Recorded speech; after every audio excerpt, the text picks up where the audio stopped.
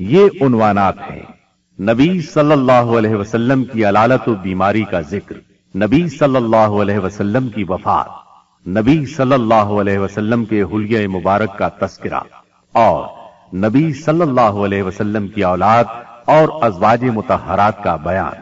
لیجئے سماعت فرمائیے۔ پھر فرمایا، اور میں تم میں ایسی چیز چھوڑے جا رہا ہوں کہ اگر تم نے اس کو مضبوطی سے پکڑے رکھا تو اس کے بعد ہرگز گمراہ نہیں ہوگے، اور وہ ہے اللہ کی کتاب۔ لوگوں، اپنے رب کے گھر کا حج کرنا اور اپنے حکمرانوں کی اطاعت کرنا، ایسا کرو گے تو اپنے رب کی جنت میں داخل ہوگے۔ ہاں، تم سے میرے متعلق پوچھا جانے والا ہے، تو تم لوگ کیا کہو گے؟ صحابہ کرام رضی اللہ عنہم نے جواب دیا، ہم گواہی دیتے ہیں کہ آپ نے تبلیغ کر دی، پیغام پہنچا دیا اور خیر خواہی کا حق ادا کر دیا۔ یہ سن کر آپ نے شہادت کی انگلی کو آسمان کی طرف اٹھایا اور لوگوں کی طرف جھکاتے ہوئے 3 بار فرمایا، اے اللہ، گواہ رہنا۔ آپ کے ارشادات کو ربیہ بن امیہ بن خلف اپنی بلند آواز سے لوگوں تک پہنچاتے رہے۔ جب آپ خطبہ دینے سے فارغ ہو چکے تو اللہ عز و جل نے میدان عرفات ہی میں تکمیل دین کی آیت نازل فرمائی۔ آج میں نے تمہارے لیے تمہارا دین مکمل کر دیا اور تم پر اپنی نعمت پوری کر دی، اور تمہارے لیے اسلام کو بحیثیت دین پسند کر لیا۔ سیدنا عمر رضی اللہ عنہ نے یہ آیت سنی تو رونے لگے۔ ان سے پوچھا گیا، آپ کیوں رو رہے ہیں؟ فرمایا، اس لیے کہ کمال کے بعد زوال ہی تو ہے۔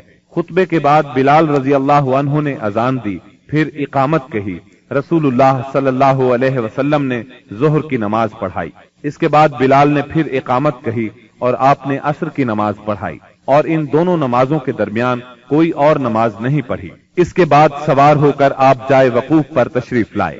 اپنی اونٹنی قصوا کا شکم پہاڑوں کی طرف کیا اور جبل مشات یعنی پیدل چلنے والوں کی راہ میں واقع ریت کے تودے کو سامنے کیا اور قبلہ رخ مسلسل اسی حالت میں وقوف فرمایا، یہاں تک کہ سورج غروب ہونے لگا۔ تھوڑی زردی ختم ہوئی، پھر سورج کی ٹکیا غائب ہو گئی۔ اس کے بعد آپ نے سیدنا اسامہ رضی اللہ عنہ کو اپنے پیچھے بٹھایا اور وہاں سے روانہ ہو کر مزدلفہ تشریف لائے۔ مزدلفہ میں مغرب اور عشاء کی نمازیں 1 اذان اور 2 اقامت سے پڑھی، درمیان میں کوئی نفل نماز نہیں پڑھی۔ اس کے بعد آپ لیٹ گئے اور طلوع فجر تک لیٹے رہے۔ اس کے بعد آپ نے حج کے باقی امور سر انجام دیے، حتیٰ کہ 13 ذی الحج کو سوار ہو کر خانہ کعبہ تشریف لے گئے، الوداعی طواف کیا اور فجر کی نماز پڑھی۔ پھر مکہ مکرمہ سے نکل کر مدینہ منورہ کی طرف کوچ فرمایا۔ جب مدینہ طیبہ کے قریب پہنچے اور اس کے آثار دکھائی دینے لگے تو 3 بار فرمایا، اللہ اکبر۔ پھر فرمایا، لا الہ الا اللہ وحدہ لا شریک لہ، لہ الملک ولہ الحمد وہو علی کل شیء قدیر، آئبون تائبون عابدون ساجدون لربنا حامدون، صدق اللہ وعدہ ونصر عبدہ وہزم الاحزاب وحدہ۔ اللہ کے سوا کوئی معبود نہیں، وہ تنہا ہے، اس کا کوئی شریک نہیں، اسی کے لیے بادشاہت ہے اور اسی کے لیے تعریف، اور وہ ہر چیز پر قادر ہے۔ ہم پلٹنے والے، توبہ کرنے والے، عبادت گزار، سجدہ کرنے والے، اپنے رب کی تعریف کرنے والے ہیں۔ اللہ نے اپنا وعدہ سچ کر دکھایا، اپنے بندے کی مدد کی اور تنہا ساری جماعتوں کو شکست دی۔ رومیوں کو اسلام اور اہل اسلام کی ترقی قطعاً گوارا نہیں تھی۔ ان کے ہاں رہنے والا کوئی شخص مسلمان ہو جاتا تو اس کی زندگی خطرے میں پڑ جاتی۔ ان کی اس جرت اور بیجا غرور کو ختم کرنے کے لیے رسول اللہ صلی اللہ علیہ وسلم نے صفر 11 ہجری میں ایک بڑے لشکر کی تیاری شروع فرمائی تاکہ وہ روم کی فلسطینی سرزمین کو روند کر رومیوں کو خوفزدہ کر دے اور ان کی حدود پر واقع عرب قبائل کا اعتماد بحال کرے۔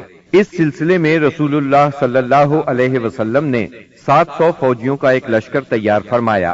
سیدنا اسامہ بن زید رضی اللہ عنہ کو لشکر کا سالار مقرر فرمایا۔ یہ آزاد کردہ غلام سیدنا زید رضی اللہ عنہ کے بیٹے تھے۔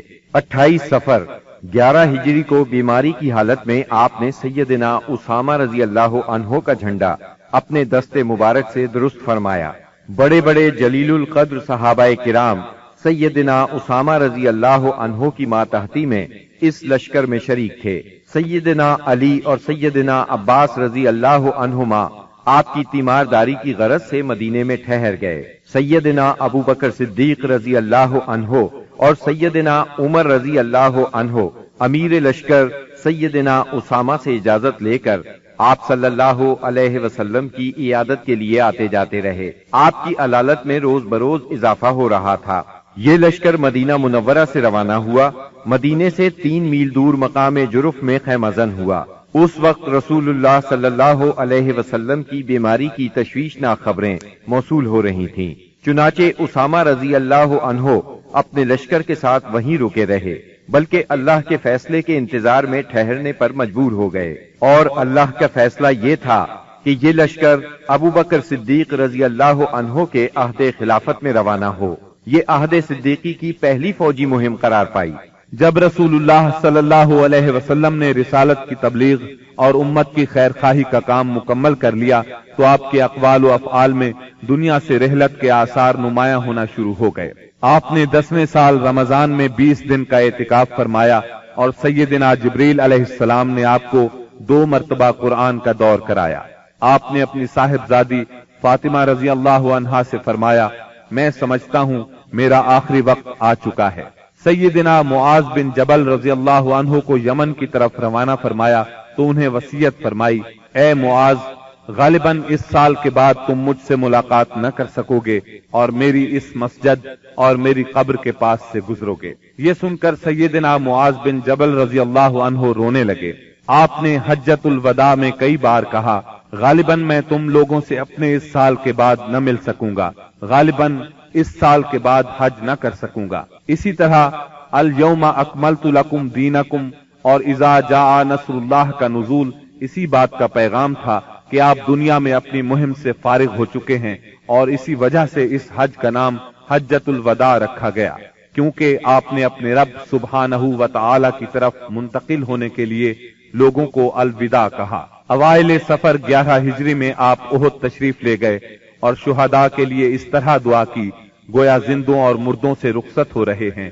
پھر واپس آ کر ممبر پر تشریف فرما ہوئے اور فرمایا، میں تمہارا پیش رو ہوں اور تم پر گواہ ہوں، اللہ کی قسم اس وقت اپنا حوض دیکھ رہا ہوں، مجھے زمین یا زمین کے خزانوں کی کنجیاں دی گئیں، اللہ کی قسم مجھے تم پر یہ خوف نہیں کہ تم میرے بعد شرک کرو گے، بلکہ اس کا اندیشہ ہے کہ دنیا میں ایک دوسرے سے آگے نکلنے کی دوڑ میں لگ جاؤ گے۔ ماہ سفر کے آخر میں آپ رات کے وقت بقیع غرقد تشریف لے گئے، اہل بقیع کے لیے دعائے مغفرت کی اور فرمایا، ہم بھی تم سے آن ملنے والے ہیں۔ ماہ سفر کے آخری پیر کو رسول اللہ صلی اللہ علیہ وسلم ایک جنازے میں بقیع تشریف لے گئے۔ سیدہ عائشہ صدیقہ رضی اللہ عنہا فرماتی ہیں، آپ بقیع سے واپس تشریف لائے تو میں اپنے سر میں درد محسوس کر رہی تھی اور یہ کہہ رہی تھی کہ ہائے میرا سر۔ یہ سن کر آپ نے فرمایا، بلکہ میں واللہ اے عائشہ ہائے میرا سر۔ یہ آپ صلی اللہ علیہ وسلم کی بیماری کی ابتدا تھی۔ اس کے باوجود آپ باری باری سب بیویوں کے پاس دن گزارتے رہے، یہاں تک کہ مرض میں شدت آ گئی۔ اس وقت آپ سیدہ میمونہ رضی اللہ عنہا کے گھر میں تھے اور پوچھ رہے تھے، کل میں کہاں رہوں گا، میں کل کہاں رہوں گا۔ مطلب یہ تھا کہ مجھے سیدہ عائشہ رضی اللہ عنہا کے ہاں رہنے دیا جائے۔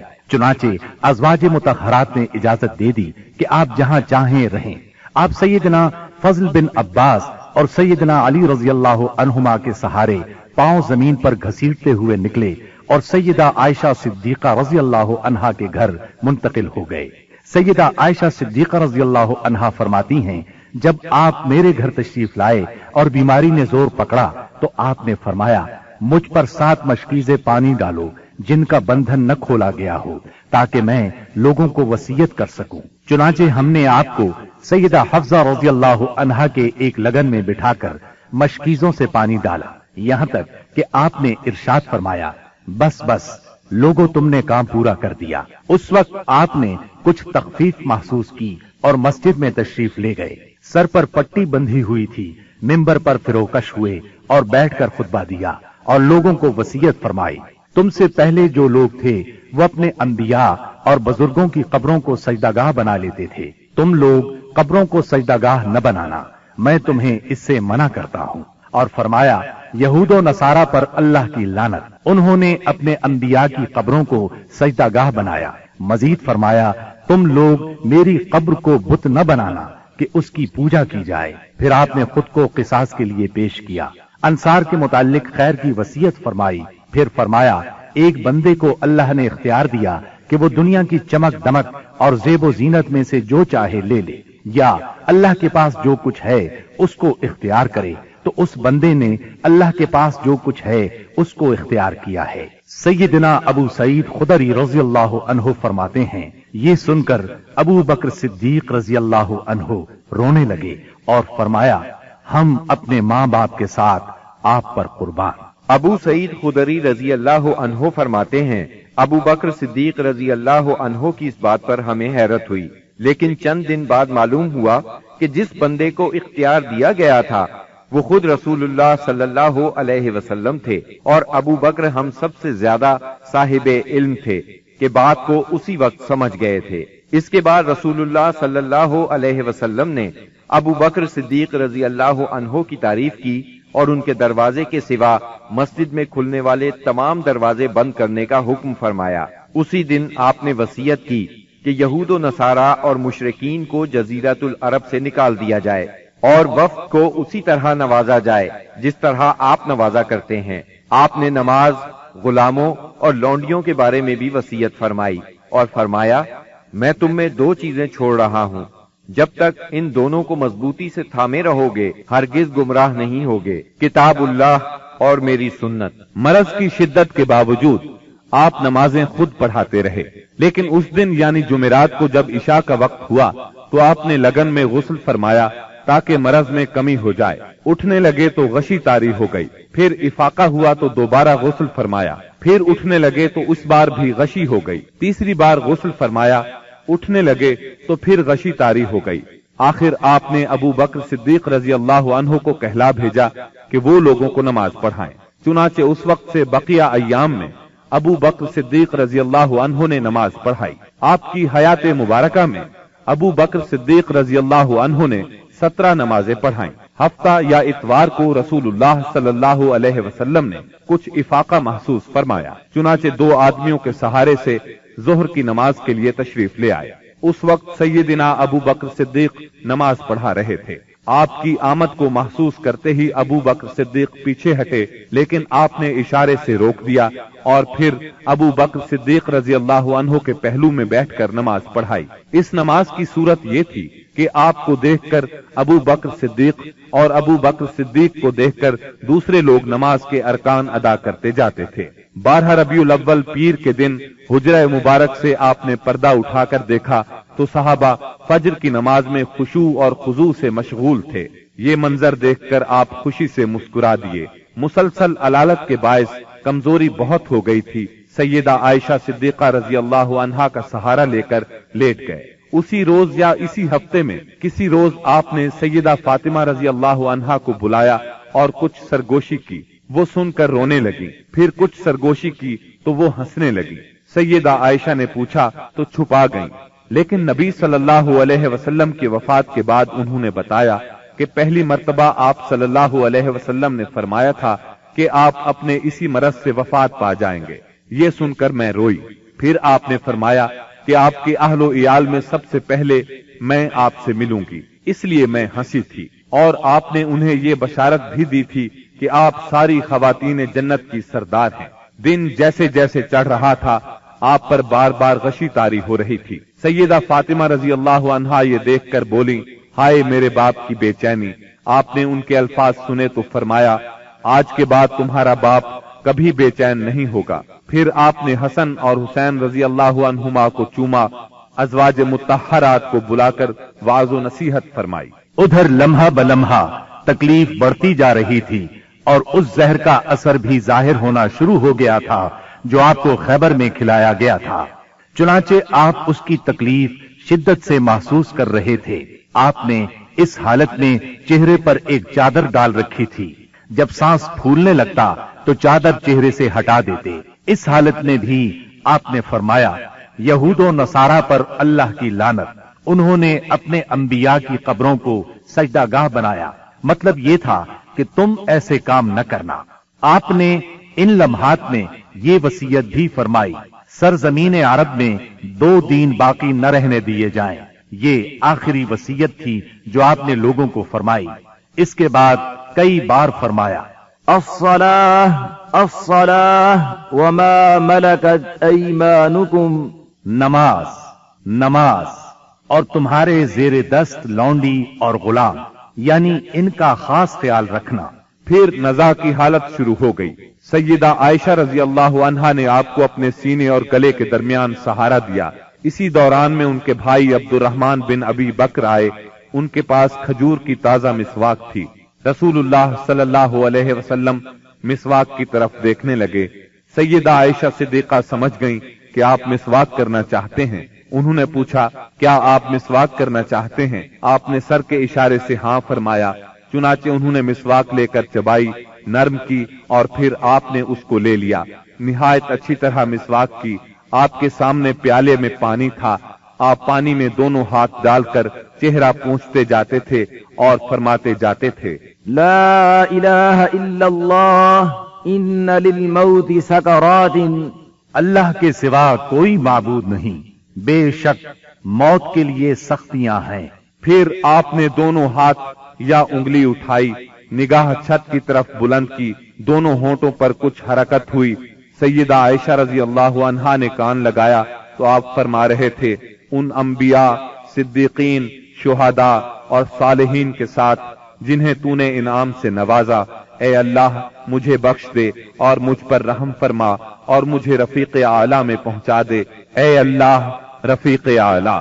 आखिरी फिक्रा 3 बार दोहराया और रूह परवाज कर गई। हाथ झुक गया और आप रफीक आला से जा मिले। ये पीर का दिन था। रबीउल अव्वल की 12 तारीख और हिजरत का 11वां साल था। उस वक्त नबी सल्लल्लाहु अलैहि वसल्लम की उम्र 63 साल 4 दिन हो चुकी थी। इन्ना लिल्लाहि व इन्ना इलैहि राजिऊन। इस सानेहाए अजीम की खबर आन की आन में सहाबाए किराम रजी अल्लाह अन्हुम में फैल गई। दुनिया उन पर तारीक हो गई। करीब था कि वो अपने हवास खो बैठते, क्योंकि कोई दिन इससे ताबनाक और रोशन नहीं था जिस दिन आप मदीना मुनव्वरा तशरीफ लाए थे, और कोई दिन उस दिन से ज्यादा तारीक नहीं था जिस दिन आपने वफात पाई। सहाबाए किराम रो रो कर इस तरह आहें भर रहे थे जैसे हाजियों का शोर बरपा हो। दूसरी तरफ सैयदना उमर रजी अल्लाह अन्हो की रंज और गम से ये हालत थी कि मस्जिद के सहन में खड़े फरमा रहे थे, रसूलुल्लाह सल्लल्लाहु अलैहि वसल्लम उस वक्त तक वफात नहीं पा सकते जब तक कि अल्लाह ताला मुनाफिकीन को फना न कर दे। आप इन लोगों को कत्ल करने की धमकियां दे रहे थे जो ये कहें कि आप वफात पा गए हैं। अबू बकर सिद्दीक रजी अल्लाह अन्हु उस वक्त वहां मौजूद नहीं थे। सुबह की नमाज के बाद जब उन्होंने आपके मरज में कमी महसूस की तो सुख में वाक़े अपने मकान पर चले गए थे। जो ही उन्हें आपकी वफात की खबर मिली, फौरन घोड़े पर सवार हुए और उतरकर मस्जिद नबवी में दाखिल हुए। लोगों से कोई बात न की, सीधे आयशा सिद्दीका के हुजरे में गए। आपके जसद अत्हर की तरफ बढ़े। आपका जसद धारीदार यमनी चादर से ढका हुआ था। उन्होंने चादर चेहरा मुबारक से उठाई, पेशानी पर बोसा दिया, रोए और फरमाया, मेरे माँ बाप आप पर कुर्बान, अल्लाह आप पर 2 मौतें जमा नहीं फरमाएगा। जो मौत आपके लिए लिख दी गई थी वो आ चुकी। इसके बाद सैयदना अबू बकर सिद्दीक रजी अल्लाह अन्हु बाहर तशरीफ लाए और फरमाया, उमर बैठ जाओ, मगर उन्होंने बैठने से इनकार कर दिया। चुनाचे उन्हें उनके हाल पर छोड़कर अबू बकर सिद्दीक रजी अल्लाह अन्हु मिंबर के पास तशरीफ लाए और उसके बाजू में खड़े हो गए। सहाबाए किराम भी सैयदना उमर रजी अल्लाह अन्हु के पास से हटकर उनके पास जमा हो गए। सैयदना अबू बकर सिद्दीक रजी अल्लाह अन्हु ने फरमाया, تم میں سے جو شخص محمد صلی اللہ علیہ وسلم کی پوجا کرتا تھا تو وہ جان لے کہ محمد صلی اللہ علیہ وسلم کی موت واقع ہو چکی ہے، اور تم میں سے جو شخص اللہ کی عبادت کرتا تھا تو یقیناً اللہ ہمیشہ زندہ رہنے والا ہے، کبھی نہیں مرے گا۔ پھر سیدنا ابو بکر صدیق رضی اللہ عنہ نے سورہ آل عمران کی آیت نمبر 144 تلاوت کی۔ محمد نہیں ہیں مگر رسول ہی، ان سے پہلے بھی بہت سے رسول گزر چکے ہیں، تو کیا اگر ان کی موت واقع ہو جائے یا وہ قتل کر دیے جائیں تو تم لوگ اپنی ایڑیوں کے بل پلٹ جاؤ گے؟ اور جو شخص اپنی ایڑیوں کے بل پلٹ جائے تو وہ اللہ کو کچھ نقصان نہیں پہنچا سکتا۔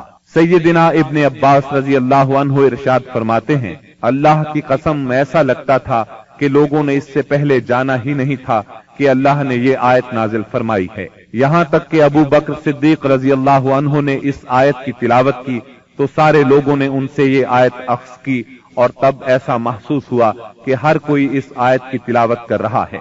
خود سیدنا عمر رضی اللہ عنہ کا ارشاد ہے، اللہ کی قسم میں نے جو ہی سیدنا ابو بکر صدیق رضی اللہ عنہ کو یہ آیت تلاوت کرتے سنا تو جان گیا کہ یہ حق ہے، بس میں ٹوٹ کر رہ گیا، یہاں تک کہ میرے پاؤں مجھے اٹھا ہی نہیں رہے تھے اور میں زمین کی طرف لڑھک گیا، اور میں نے جان لیا کہ واقعی نبی اکرم صلی اللہ علیہ وسلم کی وفات ہو چکی ہے۔ اس آیت کا سننا تھا کہ صحابہ کرام کی آنکھیں کھل گئیں، اور ایسا معلوم ہوا کہ یہ آیت آج ہی اتری ہے، ہر صحابی کی زبان پر یہی آیت تھی، اسی کا چرچا تھا۔ نبی کریم صلی اللہ علیہ وسلم کی تجہیز و تکفین کا کام منگل کو شروع ہوا۔ سیدنا فضل بن عباس، سیدنا علی المرتضی اور سیدنا اسامہ بن زید رضی اللہ عنہم نے غسل دیا۔ سیدنا عباس رضی اللہ عنہ بھی موجود تھے۔ سیدہ عائشہ صدیقہ رضی اللہ عنہا کے حجرے میں آپ نے وفات پائی، وہیں آپ کو دفن کیا گیا۔ یہ حجرہ آج تک روضہ نبوی کے نام سے موسوم ہے۔ اللهم صل على محمد وعلى آل محمد كما صليت على إبراهيم وعلى آل إبراهيم إنك حميد مجيد اللهم بارك على محمد وعلى آل محمد كما باركت على إبراهيم وعلى آل إبراهيم إنك حميد مجيد۔ اب ذرا سرکار دو عالم صلی اللہ علیہ وسلم کے حلیہ مبارک کا بیان ہو جائے۔ سیدہ ام معبد رضی اللہ عنہا نے رسول اللہ صلی اللہ علیہ وسلم کا جو حلیہ مبارک بیان فرمایا ہے، الرحیق المختوم کے مؤلف نے اس کو اپنے الفاظ میں کچھ اس طرح بیان کیا ہے: چمکتا دمکتا رنگ، تابناک چہرہ، خوبصورت ساخ، جمال جہاں تاب کے ساتھ ڈھلا ہوا پیکر، سرمگی آنکھیں، دراز پلکیں، بھاری آواز، چمکدار لمبی گردن، گھنی داڑھی، باریک اور باہم پیوستہ ابرو، خاموشی کی حالت میں باوقار، گفتگو کریں تو منہ سے پھول جھڑیں، دور و نزدیک سے دیکھنے میں سب سے زیادہ تابناک اور پرجمال، خوبصورت، شیریں ادا، گفتگو چاشنی لیے ہوئے، بات واضح اور دو ٹوک، انداز ایسا کہ لڑی سے جیسے موتی جھڑیں، درمیانے سے قدرے نکلتا ہوا انتہائی جاذب نظر قد، جیسے دو شاخوں کے درمیان ایک انتہائی تر و تازہ شاخ، آپ کے رفقا آپ کے گرد حلقہ بنائے ہوئے، کچھ فرمائیں تو توجہ سے سنتے ہیں، کوئی حکم دیں تو لپک کر بجا لائیں، رنگ مبارک، نہ بہت سفید نہ گندم گوں، اعضاء متناسب، سینہ کشادہ، کندھوں کے درمیان عام تناسب سے قدرے زیادہ فاصلہ، سر بڑا لیکن متناسب، کشادہ پیشانی جس سے شرافت ٹپکے، بال مبارک سیاہ اور گھنے، قدرے گھنگرالے جو کانوں کی لو تک آتے تھے، بھویں محرابی یعنی آپس میں ملی ہوئی، رخ انور سبک، درازی کی طرف مائل، اس قدر روشن اور چمکدار کے دل میں اتر جائے، بڑی بڑی سیاہ آنکھیں، لمبی پلکیں، خوبصورت ابھری ہوئی ستواں ناک، دانت کشادہ، چمکدار، موتیوں کی مانند، جلد صاف، نرم اور ریشم سے زیادہ ملائم، چہرہ انور پر غور و فکر کے آثار نمایاں، غرض آپ مکے بھر میں سب سے زیادہ حسین تھے، اور آگے بڑھ کر کہتا ہوں آپ دنیا بھر میں سب سے زیادہ خوبصورت تھے۔ سبحان اللہ۔ یہ تھا نبی اکرم صلی اللہ علیہ وسلم کے حلیہ مبارک کا تذکرہ۔ اب ہم رسول اللہ صلی اللہ علیہ وسلم کی اولاد اور امہات المومنین کا کچھ ذکر کریں گے، لیکن اس سے پہلے ایک نظر دوسرے اعزاء و اقارب پر۔ نبی صلی اللہ علیہ وسلم کے 11 چچا تھے، ان میں سیدنا حمزہ اور سیدنا عباس رضی اللہ عنہما مسلمان ہوئے۔ ابو طالب آپ کے فدائی اور ناصر تھے۔ 6 پھوپھیاں تھیں، 12 غلام تھے، سب کو آزاد فرمایا۔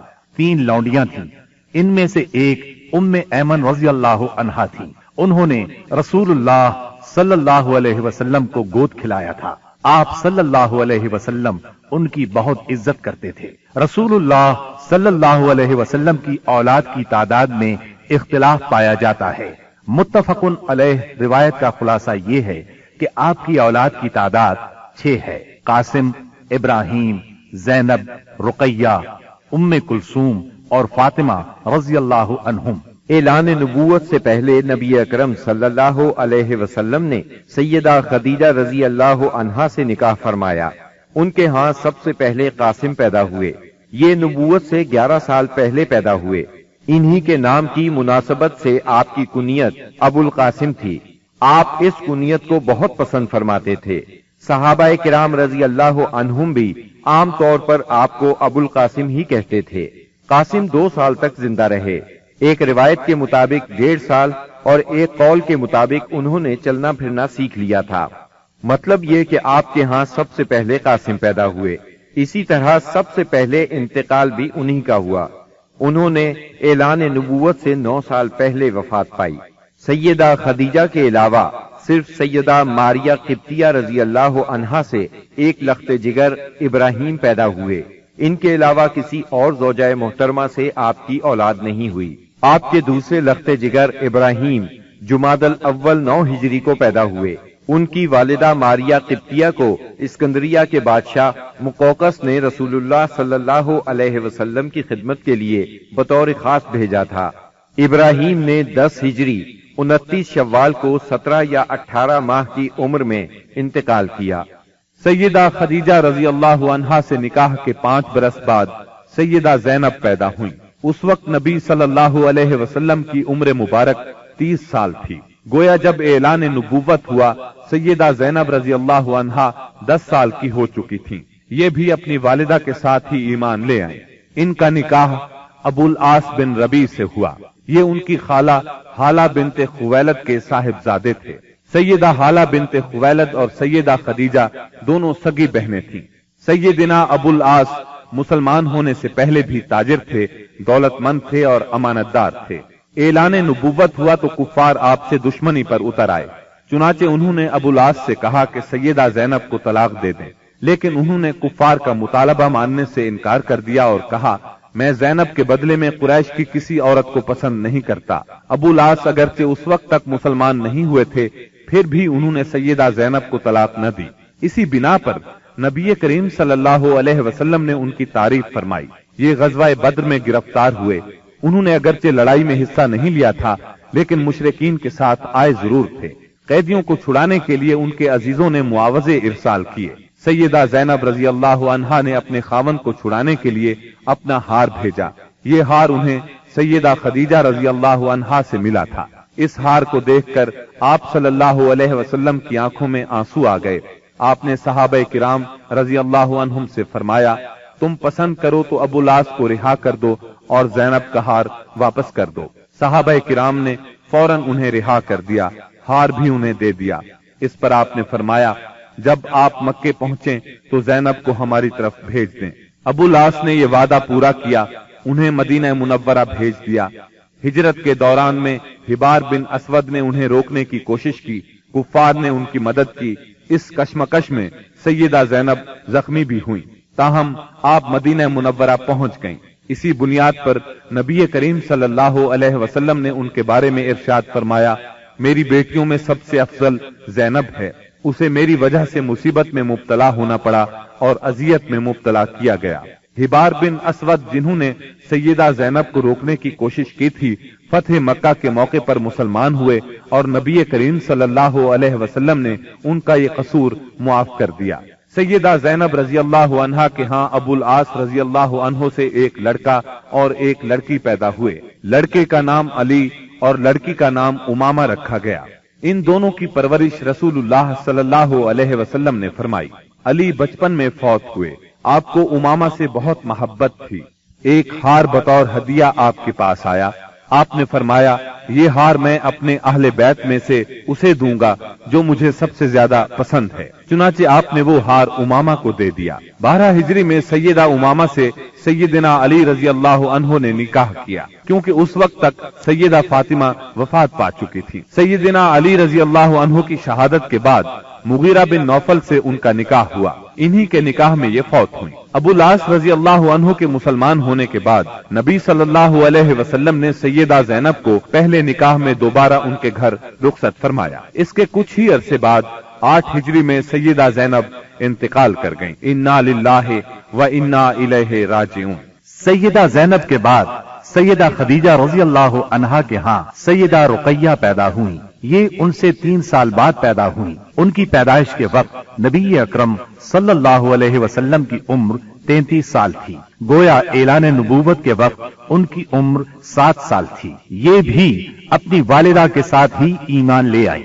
اسلام سے پہلے رسول اللہ صلی اللہ علیہ وسلم نے ان کا نکاح اپنے چچا ابو لہب کے بیٹے عتبہ سے کر دیا تھا۔ رخصتی نہیں ہوئی تھی۔ آپ نے نبوت کا اعلان فرمایا تو ابو لہب دشمنی میں سب سے آگے بڑھ گیا۔ اس نے بیٹے کو حکم دیا، محمد کی بیٹی کو طلاق دے دو، طلاق نہیں دو گے تو تم سے بات نہیں کروں گا۔ بات کے کہنے پر اس نے سیدہ رقیہ رضی اللہ عنہا کو طلاق دے دی، یعنی یہ طلاق صرف اسلام دشمنی کی بنیاد پر دی گئی تھی۔ اس کے بعد آپ نے سیدہ رقیہ رضی اللہ عنہا کا نکاح سیدنا عثمان رضی اللہ عنہ سے کر دیا۔ سیدہ رقیہ نے سیدنا عثمان بن عفان رضی اللہ عنہ کے ساتھ حبشہ کی ہجرت بھی کی، اور یہ اسلام میں سب سے پہلی ہجرت تھی۔ حبشہ میں ان کے ہاں ایک بیٹا پیدا ہوا، اس کا نام عبداللہ رکھا گیا۔ اپنے والدین کے ساتھ ہجرت کر کے یہ نواسہ رسول مدینہ منورہ پہنچے اور 6 سال کی عمر میں وفات پا گئے۔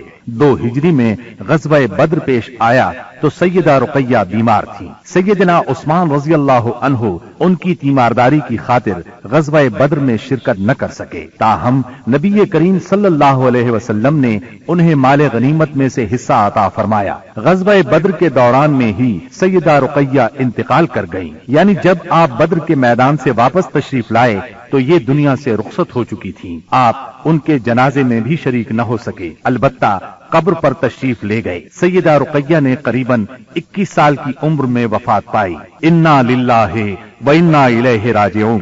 سیدہ ام کلثوم رضی اللہ عنہا نبی کریم صلی اللہ علیہ وسلم کی تیسری صاحبزادی ہیں۔ یہ اپنی کنیت ہی سے مشہور ہوئیں۔ آپ نے نبوت کا اعلان فرمایا تو والدہ اور بہنوں کے ساتھ ایمان لائیں۔ ہجرت تک مکے میں رہیں۔ اعلان نبوت سے پہلے آپ نے ان کا نکاح ابو لہب کے دوسرے بیٹے عتیبہ سے کر دیا تھا۔ رخصتی نہیں ہوئی تھی۔ اسلام لانے پر ابو لہب نے انہیں بھی طلاق دلوائی۔ غزوہ بدر کے موقع پر جب سیدہ رقیہ کا انتقال ہو گیا تو سیدنا عثمان پر ان کی وفات کا بہت اثر ہوا۔ ہر وقت غمگین رہتے تھے۔ آپ نے انہیں اس درجے غمگین دیکھ کر ایک روز فرمایا، اے عثمان، مجھے اللہ نے حکم دیا ہے کہ میں اپنی دوسری بیٹی آپ کے نکاح میں دے دوں۔ جو مہر رقیہ کا مقرر ہوا تھا اتنا ہی مہر ام کلثوم کا ہوا۔ اس طرح سیدنا عثمان رضی اللہ عنہ سے ان کا نکاح ہوا اور آپ ذوالنورین کہلائے، یعنی 2 نوروں والے۔ یہ نکاح ربیع الاول 3 ہجری میں ہوا۔ ام کلثوم کے ہاں کوئی اولاد نہیں ہوئی۔ جب تک سیدہ ام کلثوم سیدنا عثمان کے نکاح میں رہیں، انہوں نے کسی اور عورت سے نکاح نہیں کیا۔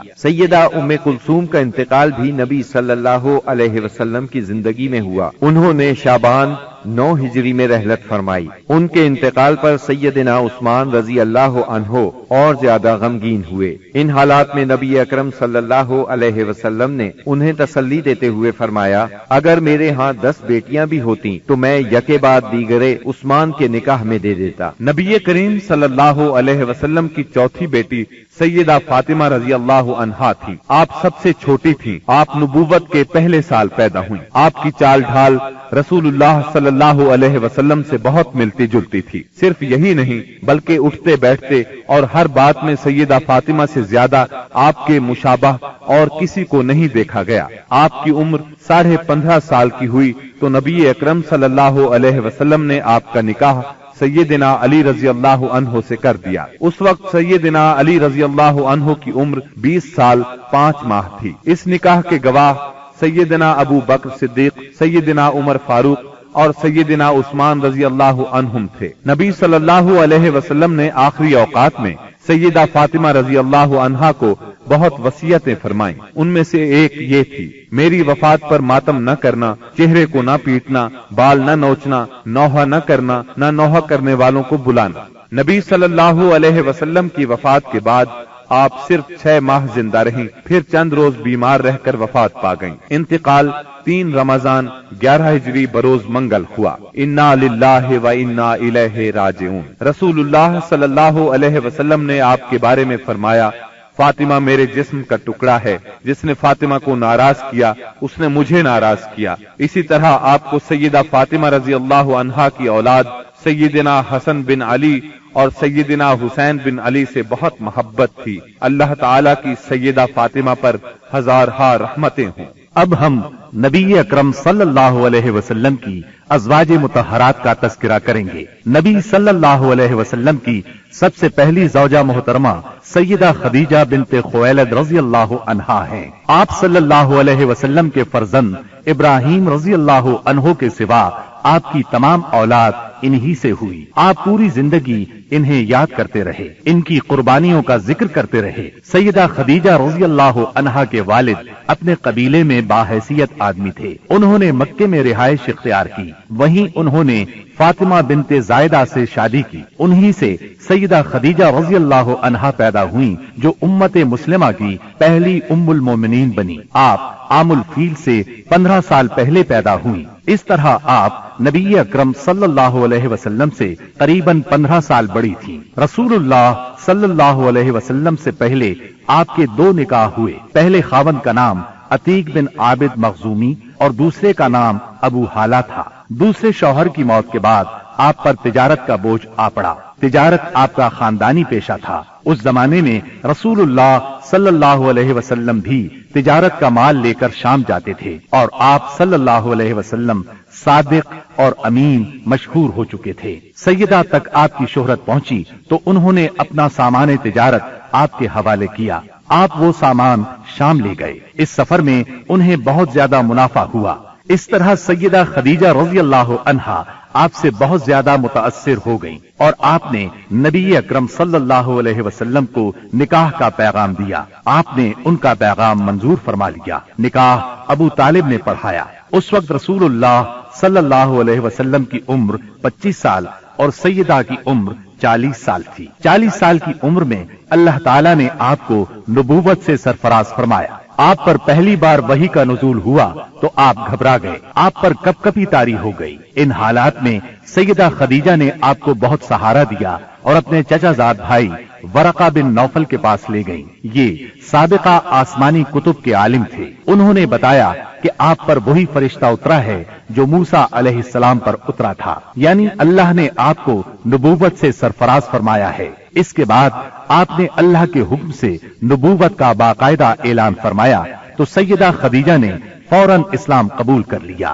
سیدہ خدیجہ رضی اللہ عنہا نے ان مشکل ترین دنوں میں ہر طرح آپ کا ساتھ دیا، اپنا سب کچھ قربان کیا۔ مشرکین نے آپ کو جھٹلایا، طرح طرح سے اذیتیں پہنچائیں، جبکہ آپ نبی صلی اللہ علیہ وسلم کی ہر بات کی تصدیق کرتی رہیں۔ شیب ابی طالب کی گھاٹی میں 3 سال آپ کے ساتھ رہیں۔ یہ 3 سال انتہائی مصیبت کے سال تھے۔ مسلسل تکالیف نے آپ کو بیمار کر دیا، اور آخر آپ رمضان 10 نبوی میں اس دنیا سے رحلت کر گئیں۔ انا للہ و انا الیہ راجعون۔ نسائی اور مسند احمد کی ایک روایت کے الفاظ ہیں، جنت کی عورتوں میں سب سے افضل یہ 4 عورتیں ہیں: خدیجہ بنت خویلد، فاطمہ بنت محمد، مریم بنت عمران اور آسیہ زوجہ فرعون۔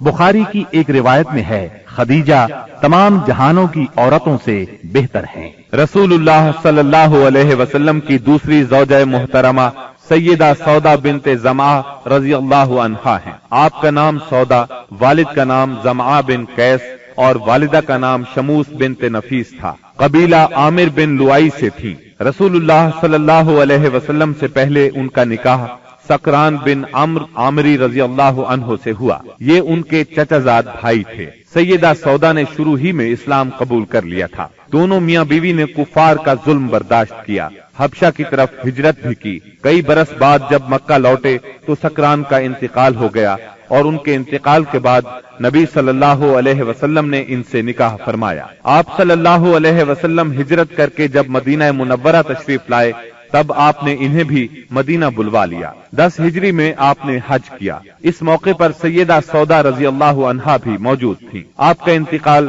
سیدنا امیر معاویہ رضی اللہ عنہ کے دور میں ہوا۔ آپ بہت سخی تھیں۔ ایک مرتبہ سیدنا عمر رضی اللہ عنہ نے درہموں کی ایک تھیلی ان کی خدمت میں بھیجی۔ آپ نے وہ تمام درہم اسی وقت تقسیم کر دیے۔ رسول اللہ صلی اللہ علیہ وسلم نے تیسرا نکاح سیدہ عائشہ رضی اللہ عنہا سے فرمایا۔ اس وقت سیدہ عائشہ رضی اللہ عنہا کی عمر 6 سال تھی۔ آپ سیدنا ابو بکر صدیق رضی اللہ عنہ کی چھوٹی بیٹی تھی۔ نبوت کے 4 سال پیدا ہوئی۔ 9 سال کی عمر میں رخصتی ہوئی۔ آپ کی تمام تر تعلیم و تربیت نبی صلی اللہ علیہ وسلم کی نگرانی میں ہوئی، لہذا نہایت اعلیٰ درجے کی تربیت ہوئی۔ یہی وجہ ہے کہ سیدہ عائشہ صدیقہ رضی اللہ عنہا شریعت کے مسائل کی ماہر تھیں۔ بڑے بڑے صحابہ سیدہ عائشہ رضی اللہ عنہا سے مسائل پوچھتے تھے۔ اس کی بڑی وجہ یہی ہے کہ دن رات آپ نبی صلی اللہ علیہ وسلم سے مسائل سیکھتی رہتی تھیں۔ سیدہ کا حجرہ مسجد نبوی سے ملا ہوا تھا، لہذا آپ مسجد میں ہونے والی تعلیم بھی سنتی تھیں۔ شعبان 5 ہجری میں ایک ہولناک واقعہ پیش آیا۔ نبی صلی اللہ علیہ وسلم غزوہ بنی مستلق سے واپس آ رہے تھے۔ ایک مقام پر لشکر نے پڑاؤ ڈالا۔ صبح سویرے قافلے کی روانگی سے پہلے آپ قضائے حاجت کے لیے دور نکل گئیں۔ اس وقت آپ کے گلے میں ایک ہار تھا۔ یہ ہار ان کی بڑی بہن سیدہ اسماء رضی اللہ عنہا کا تھا۔ اچانک انہوں نے دیکھا کہ ہار کہیں گر گیا ہے۔ یہ اس ہار کو تلاش کرنے نکل گئیں۔ ادھر قافلہ روانہ ہو گیا۔ سیدہ اس وقت بہت دبلی پتلی تھی۔ ہودج اٹھا کر اونٹ پر رکھنے والوں کو پتہ ہی نہ چل سکا کہ آپ ہودج میں نہیں ہیں۔ ہار تلاش کر کے جب آپ قافلہ کی جگہ لوٹی تو قافلہ جا چکا تھا۔ اب تو آپ بہت پریشان ہوئیں۔ صحابی رسول سیدنا صفوان بن معطل سلمی کی ذمہ داری یہ تھی کہ قافلے کی گری پڑی چیزوں کو اٹھاتے تھے، اس لیے لشکر سے پیچھے رہتے تھے۔ آپ وہاں پہنچے تو انہوں نے سیدہ کو دیکھا۔ آپ کو دیکھتے ہی انہوں نے انا للہ و انا الیہ راجعون پڑھا۔ اس وقت سیدہ کی آنکھ لگ گئی تھی۔ ان کی آواز سن کر آنکھ کھل گئی۔ انہوں نے اپنا چہرہ فوراً چادر میں چھپا لیا۔ انہوں نے اپنا اونٹ ان کے قریب کیا، اونٹ کو بٹھا دیا۔ صفوان خود پیچھے ہٹ گئے۔ آپ اونٹ پر سوار ہو گئیں۔ صفوان رضی اللہ عنہ نے اونٹ کی مہار پکڑ لی اور آگے روانہ ہو گئے۔ دوپہر کے وقت قافلہ تک پہنچے۔ اگرچہ یہ بالکل معمولی واقعہ تھا اور سفر میں ایسا ہونا کوئی عجیب بات نہیں تھی، لیکن اس وقت لشکر میں کچھ منافق بھی موجود تھے۔ انہیں موقع مل گیا۔ انہوں نے سیدہ عائشہ صدیقہ پر الزام لگا دیا، گویا وہ پاک دامن نہیں رہی، نعوذ باللہ۔ اس الزام نے نبی صلی اللہ علیہ وسلم اور تمام صحابہ کو سخت صدمہ پہنچایا۔ سیدہ عائشہ صدیقہ الزام سے لا علم تھیں۔ وہ مدینہ طیبہ پہنچ کر بیمار ہو گئیں۔ جب آپ کو اس الزام کے بارے میں معلوم ہوا تو آپ ہلکان ہو کر رہ گئیں۔ نبی اکرم صلی اللہ علیہ وسلم سے اجازت لے کر والدین کے گھر آ گئیں۔ سیدنا ابو بکر صدیق اور ان کی زوجہ محترمہ ام رومان رضی اللہ عنہا کا بھی برا حال تھا۔ یہاں آ کر سیدہ عائشہ کو ساری بات کا پتہ چلا۔ آپ رونے لگی۔ سیدنا ابو بکر بھی رونے لگے۔ آپ کی والدہ محترمہ بھی رونے لگی۔ پھر رسول اللہ صلی اللہ علیہ وسلم وہاں تشریف لائے۔ ایسے میں اچانک آپ پر وحی کی کیفیت طاری ہو گئی اور اللہ تعالی نے سورہ نور کی آیات نازل فرمائیں۔ ان آیات میں سیدہ عائشہ رضی اللہ عنہا کی بے گناہی کا اعلان فرمایا گیا اور ان لوگوں پر لعنت کی گئی اور واضح کیا گیا کہ ان لوگوں نے بہتان عظیم لگایا تھا۔ انہیں عذاب کی وعید سنائی گئی۔ اس طرح سیدہ عائشہ صدیقہ کی شان کو 4 چاند لگ گئے۔ آپ جوانی میں بیوہ ہوئی۔ آپ نے رسول اللہ صلی اللہ علیہ وسلم کے ساتھ اپنی زندگی کے صرف 9 سال گزارے۔ جب رسول اللہ صلی اللہ علیہ وسلم نے وفات پائی اس وقت آپ کی عمر صرف 18 سال تھی۔ نبی صلی اللہ علیہ وسلم نے اپنی زندگی کے آخری دن سیدہ عائشہ صدیقہ رضی اللہ عنہا کے حجرے میں گزارے، وہیں دفن ہوئے۔ نبی صلی اللہ علیہ وسلم کے بعد آپ نے 50 سال بیوگی کی زندگی گزاری۔ آپ نے سیدنا امیر معاویہ رضی اللہ عنہ کے دور خلافت میں 17 رمضان 58 ہجری میں انتقال فرمایا۔ اس وقت عمر 63 سال تھی۔ اللہ کی آپ پر بے شمار رحمتیں ہوں۔ 2 ہجری میں رسول اللہ صلی اللہ علیہ وسلم نے سیدہ حفصہ رضی اللہ عنہا سے نکاح فرمایا۔ یہ سیدنا عمر رضی اللہ عنہ کی بیٹی تھی۔ ان کی پہلی شادی خنیس بن حذیفہ ساہمی رضی اللہ عنہ سے ہوئی۔ غزوہ بدر میں یہ زخمی ہوئے اور انہی زخموں سے شہادت پائی۔ بیٹی کے بیوہ ہونے پر سیدنا عمر رضی اللہ عنہ کو فکر لاحق ہوئی۔ ایسے میں نبی صلی اللہ علیہ وسلم نے خود سیدہ حفصہ سے نکاح کی خواہش فرمائی۔ اس طرح یہ نکاح ہوا۔ سیدہ حفصہ رضی اللہ عنہا نہایت فضل اور کمال کی مالک تھیں۔ شعبان 45 ہجری میں وفات پائی۔ وہ زمانہ سیدنا امیر معاویہ رضی اللہ عنہ کا تھا۔ آپ کی کچھ جائیداد تھی۔ وفات سے پہلے اپنے بھائی عبداللہ بن عمر رضی اللہ عنہ کو وصیت کی کہ اس زمین کو صدقہ کر دینا۔ اللہ تعالیٰ کی ان پر ہزارہا رحمتیں ہوں۔ رسول اللہ صلی اللہ علیہ وسلم نے ایک نکاح سیدہ زینب بنت خزیمہ رضی اللہ عنہا سے فرمایا۔ یہ بہت زیادہ سخی تھی، اس لیے ان کی کنیت ام المساکین مشہور ہوئی۔ بہت رحم دل بھی تھی، فقراء اور مساکین کو فیاضی سے کھانا کھلاتی تھی۔ ان کا پہلا نکاح سیدنا عبداللہ بن جہش سے ہوا۔ یہ جلیل القدر صحابی تھے، بہت بہادر تھے، غزوہ احد میں شہید ہوئے۔ ان کی شہادت کے بعد نبی صلی اللہ علیہ وسلم نے ام المومنین سیدہ زینب سے نکاح فرمایا۔ رسول اللہ صلی اللہ علیہ وسلم سے نکاح کے وقت آپ کی عمر 30 سال کے قریب تھی۔ نکاح کے صرف 3 ماہ بعد آپ انتقال کر گئیں۔ سیدہ خدیجہ رضی اللہ عنہا کے بعد یہ پہلی بیوی ہیں جو آپ صلی اللہ علیہ وسلم کی زندگی میں انتقال کر گئیں۔ اللہ کی ان پر بے شمار رحمتیں ہوں۔ آپ نے ایک نکاح سیدہ ام سلمہ رضی اللہ عنہا سے فرمایا۔ ان کا نام ہند تھا، والد کا نام ابو امیہ تھا۔ یہ مکہ معظمہ کے ایک سخی بزرگ تھے۔ والدہ کا نام عاتقہ بنت عامر تھا۔ آپ کا پہلا نکاح عبداللہ بن الاسد سے ہوا۔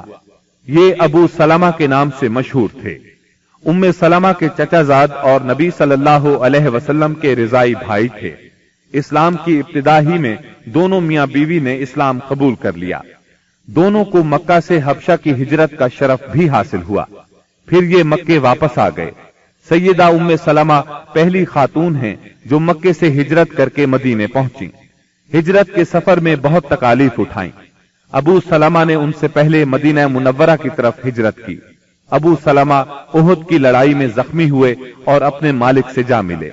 جب ام سلمہ رضی اللہ عنہا کی عدت پوری ہو گئی تو رسول اللہ صلی اللہ علیہ وسلم کی طرف سے انہیں نکاح کا پیغام ملا۔ آپ نے منظور فرمایا، اس طرح یہ نکاح ہوا۔ آپ 4 ہجری میں حرم نبوی میں داخل ہوئیں۔ پوری زندگی آپ صلی اللہ علیہ وسلم کے ساتھ رہیں۔ آپ کی تاریخ وفات میں اختلاف پایا جاتا ہے۔ زیادہ تر روایات یہ ہیں کہ آپ نے 63 ہجری میں 84 سال کی عمر میں وفات پائی۔ آپ بہت زیادہ خوبصورت تھیں، بہت فضائل کی مالک تھیں۔ علم کے لحاظ سے بھی ان کا ممتاز مقام ہے۔ لوگ ان سے مسائل پوچھا کرتے تھے۔ قرآن اور سنت کی ماہر تھیں اور فقہ پر بھی عبور رکھتی تھیں۔ متقی اور پرہیزگار اتنی تھیں کہ شریعت کی خلاف ورزی قطعاً برداشت نہیں کرتی تھیں۔ اللہ کی ان پر بے شمار رحمتیں ہوں۔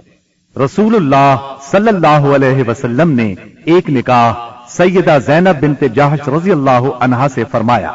آپ کا نام برہ تھا، والد کا نام جہش اور والدہ کا امیمہ تھا۔ یہ عبد المطلب کی صاحبزادی تھی۔ اس طرح سیدہ زینب نبی صلی اللہ علیہ وسلم کی سگی پھوپھی کی بیٹی تھی۔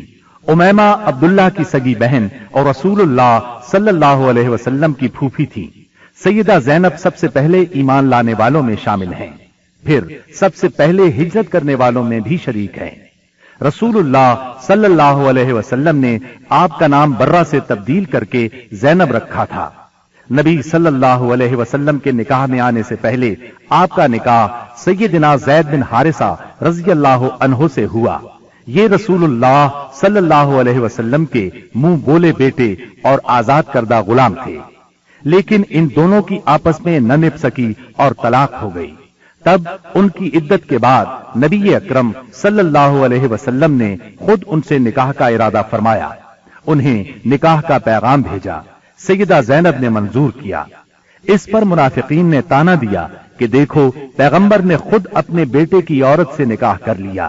اللہ تعالیٰ نے ان بدباطنوں کے رد میں آیت خاتم النبیین نازل فرمائی، محمد صلی اللہ علیہ وسلم تمہارے مردوں میں سے کسی کے باپ نہیں، لیکن وہ اللہ کے رسول اور خاتم النبیین ہیں، اور اللہ تعالی ہر چیز کا خوب علم رکھنے والا ہے۔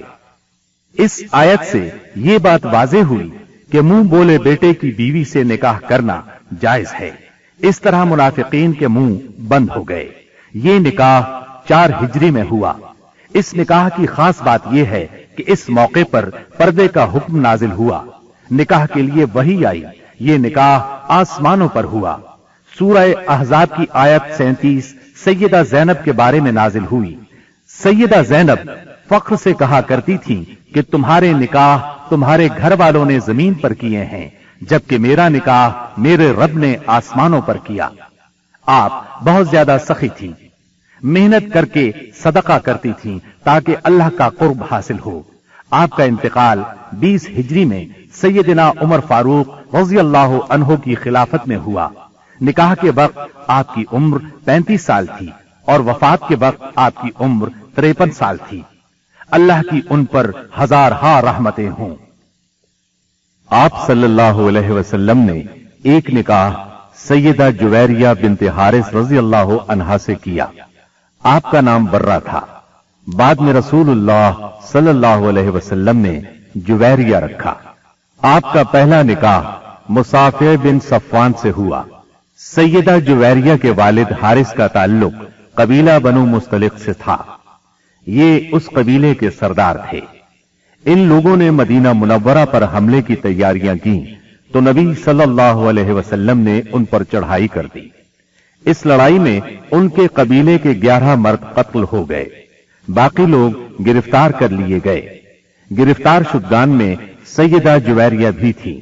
مال غنیمت کی تقسیم میں یہ سیدنا ثابت بن قیس رضی اللہ عنہ کے حصے میں آئیں، لیکن انہوں نے لونڈی کی حیثیت سے رہنا منظور نہ کیا اور ثابت بن قیس سے اجرت طے کر لی۔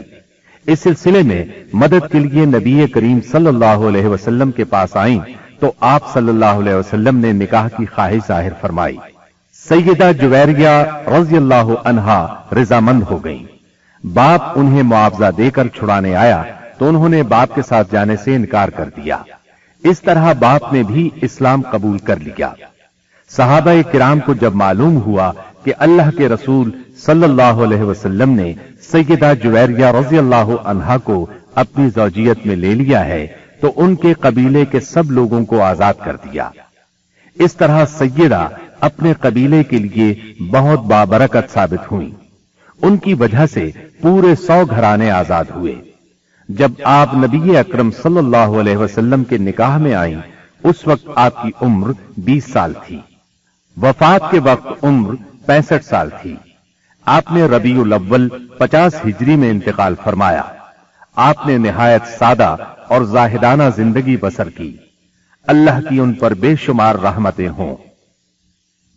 آپ نے ایک نکاح سیدہ ام حبیبہ رضی اللہ عنہا سے فرمایا۔ یہ سیدنا ابو سفیان رضی اللہ عنہ کی بیٹی تھی۔ آپ کا نام رملہ تھا۔ ام حبیبہ کنیت تھی۔ والدہ کا نام صفیہ تھا۔ بعض مورخین نے آپ کا نام ہند بھی لکھا ہے۔ آپ سیدنا معاویہ رضی اللہ عنہ کی بہن تھیں۔ اعلان نبوت سے 17 سال پہلے پیدا ہوئی۔ شروع ہی میں مسلمان ہو گئی تھی۔ ان کا پہلا نکاح عبداللہ بن جہش سے ہوا تھا۔ دونوں میاں بیوی ساتھ ہی مسلمان ہوئے۔ دونوں نے حبشہ کی ہجرت کی۔ بدقسمتی سے حبشہ میں عبداللہ بن جہش مرتد ہو گیا، اس نے عیسائیت قبول کر لی، شراب پینے لگا، اسی حالت میں مر گیا۔ عدت پوری ہو گئی تو نبی صلی اللہ علیہ وسلم نے نجاشی کے ذریعے سے نکاح کا پیغام بھیجا، انہوں نے منظور کیا، نجاشی نے نکاح پڑھایا اور ان کو مدینہ منورہ روانہ کر دیا، سامان بھی ساتھ دیا۔ یہ نکاح 6 ہجری میں ہوا۔ اس وقت سیدہ کی عمر 36 یا 37 سال تھی۔ اس وقت تک ابو سفیان مسلمان نہیں ہوئے تھے۔ آپ سیرت اور صورت دونوں کے لحاظ سے ممتاز تھیں۔ نبی کریم صلی اللہ علیہ وسلم سے آپ کو بہت محبت تھی۔ ایک بار ابو سفیان ملنے کے لیے آئے تو انہیں نبی صلی اللہ علیہ وسلم کے بستر پر نہ بیٹھنے دیا۔ آپ نے 44 ہجری میں انتقال فرمایا۔ اس وقت ان کے بھائی سیدنا معاویہ رضی اللہ عنہ خلیفہ تھے۔ وفات کے وقت آپ کی عمر 73 سال تھی۔ اللہ تعالیٰ کی آپ پر بے شمار رحمتیں ہوں۔ آپ صلی اللہ علیہ وسلم نے ایک نکاح سیدہ صفیہ بنت حیی رضی اللہ عنہا سے کیا۔ آپ کی والدہ کا نام برہ اور آپ کے والد کا نام حیی بن اخطب تھا۔ یہ بنو نذیر کا سردار تھا۔ آپ کا پہلا نکاح سلام بن مشکم یہودی سے ہوا، سلام نے انہیں طلاق دے دی۔ دوسرا نکاح کنانہ بن ابو الحقیق سے ہوا، یہ خیبر کے مشہور قلعے القموس کا سردار تھا۔ خیبر کی لڑائی میں کنانہ مارا گیا۔ سیدہ صفیہ کے باپ اور بھائی بھی اس جنگ میں مارے گئے، خود یہ گرفتار ہوئی۔ پہلے دونوں خاوندوں سے ان کے ہاں کوئی اولاد نہیں تھی۔ مال غنیمت تقسیم ہوا تو یہ دہیہ کلبی رضی اللہ عنہ کے حصے میں آئی، لیکن صحابہ نے نبی صلی اللہ علیہ وسلم کو مشورہ دیا کہ صفیہ خود آپ کے شایان شان ہے۔ آپ نے دہیہ کلبی رضی اللہ عنہ کو ان کے بدلے ایک دوسری لونڈی دے دی اور سیدہ صفیہ کو آزاد کر کے ان سے نکاح کر لیا۔ یہ 7 ہجری کا واقعہ ہے۔ آپ نے ان سے خیبر ہی میں نکاح کیا۔ سیدہ صفیہ نے 50 ہجری میں وفات پائی۔ اس وقت عمر 60 سال تھی۔ آپ کا قد چھوٹا تھا لیکن حسین و جمیل تھی۔ آپ بھی عالم فاضل تھی۔ عورتیں آپ سے مسائل پوچھا کرتی تھیں۔ سیدہ صفیہ کو رسول اللہ صلی اللہ علیہ وسلم سے بہت محبت تھی۔ جب سیدنا عثمان رضی اللہ عنہ کو باغیوں نے گھیرا تو سیدہ صفیہ رضی اللہ عنہا نے ان کی بہت مدد کی، ضرورت کی چیزیں ان کے گھر پہنچاتی رہیں۔ اللہ تعالیٰ کی ان پر بے شمار رحمتیں ہوں۔ آپ صلی اللہ علیہ وسلم نے ایک نکاح سیدہ میمونہ بنت حارث رضی اللہ عنہا سے کیا۔ ان کا نام برہ تھا، آپ نے میمونہ رکھا۔ والد کا نام حارث بن حزن اور والدہ کا ہند بنت عوف تھا۔ آپ سیدنا ابن عباس اور سیدنا خالد بن ولید رضی اللہ عنہما کی حقیقی خالہ تھی، کیونکہ ان کی بڑی بہن لبابۃ الکبریٰ سیدنا عباس رضی اللہ عنہ کی زوجہ اور ابن عباس کی ماں تھی۔ دوسری بہن لبابۃ الصغریٰ ولید بن مغیرہ کی بیوی اور خالد بن ولید رضی اللہ عنہ کی ماں تھی۔ آپ کا پہلا نکاح جاہلیت کے زمانے میں ہوا۔ ان کے خاوند کا نام مسعود بن عمرو ثقفی تھا۔ دونوں میں علیحدگی ہو گئی۔ اس کے بعد آپ کا نکاح ابو رحم بن عبد العزیٰ سے ہوا۔ ابو رحم 7 ہجری میں فوت ہو گیا۔